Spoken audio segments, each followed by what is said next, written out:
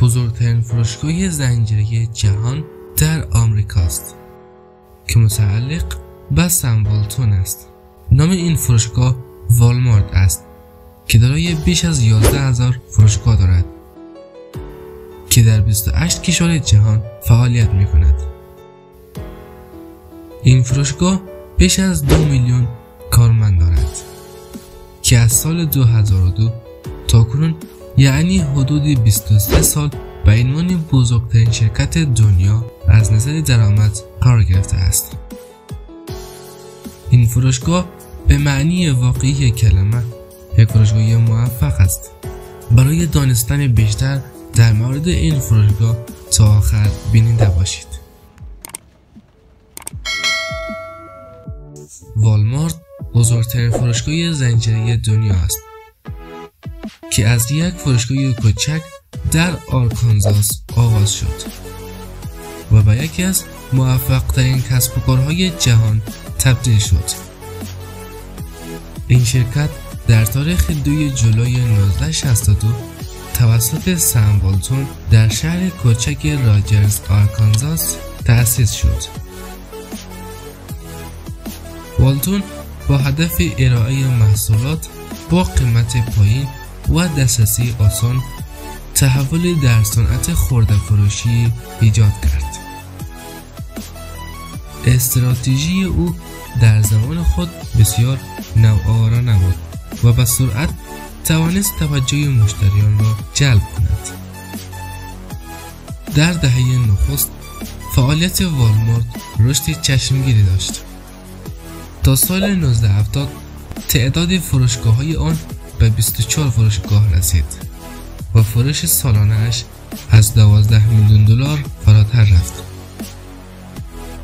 همان سال ورود به بازار سهام امکان تأمین سرمایه بیشتر برای گسترش این شرکت را فراهم کرد.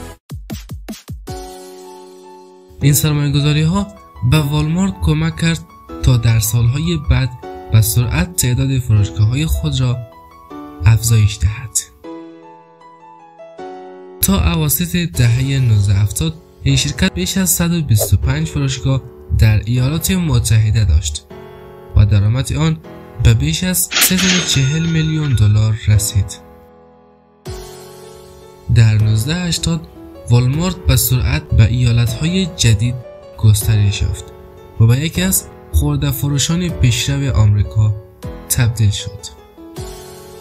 در این دهه والمارت مدل‌های جدیدی از فروشگاه‌های از جمله سامز کلاب و هایپرمارکت را راه اندازی کرد.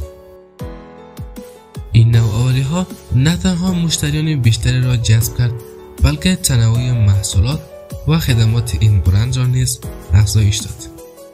والمارت از دهه 1990 شروع به گسترش جهانی کرد. اولین فروشگاه‌های بین‌المللی آن در کشورهای مکزیک و کانادا افتتاح شد. در ادامه حضور خود را در بازارهای مختلفی از جمله چین، هند، برزیل و انگلستان گسترش داد. این گسترش جهانی با چالش‌های نیز همراه بود، به ویژه در بازارهای آلمان و کره جنوبی که به خاطر عدم انطباق با فرهنگ محلی والمارت مجبور به خروج شد. مدل کسب و کار والمارت بر 3 اصل کلیدی استوار است: قیمت پایین هر روزه که تضمین می کند مشتریان همیشه محصولات را با قیمت‌های پایین‌تر از رقبا خریداری کنند. بهره‌وری زنجیره‌ای تأمین که به کمک فناوری پیشرفته هزینه‌ها را کاهش می‌دهد و تمرکز بر مشتری که باعث می‌شود تجربه خرید بهتر و دسترسی به محصولات متنوع‌تری فراهم شود. از نظر مالی والمارت در سال 2002 به عنوان بزرگترین شرکت دنیا از نظر درآمد در لیست 500 فورچون قرار گرفته است و این جایگاه را تاکنون حفظ کرده است. درآمد این شرکت در سال 2023 به بیش از 570 میلیارد دلار رسید. درآمدی که هیچ خرده فروشی به آن حتی نزدیک هم نشده است. در سالهای اخیر سرمایه گذاری گسترده در فناوری انجام داده است. این شرکت فروشگاه‌های بدون صندوق، سیستم‌های پیشرفته لوجستیکی و اپلیکیشن‌های خرید آنلاین را توسعه داد تا با رقبا به ویژه آمازون رقابت کند. امروزه والمارت دومین خرده فروش بزرگ آنلاین در ایالات متحده است. با این حال این موفقیت ها بدون چالش نبوده است. والمارت به دلیل پرداخت دستمزد پایین به کارکنان و شرایط کاری دشوار بارها مورد انتقاد قرار گرفته است و این شرکت در برخی کشورها به دلیل ناآگاهی از رفتار مصرف کنندگان محلی شکست خورده است. والمارت با بیش از 2.3 میلیون کارمند بزرگترین کارفرمای خصوصی دنیا است. این شرکت نقش مهمی در ایجاد اشتغال و توسعه اقتصادی ایفا کرده و برنامه‌های متعددی برای کمک به جوامع محلی و کاهش مصرف انرژی دارد. با این حال همچنان تمرکز اصلی آن بر رشد درآمد و رضایت مشتریان است.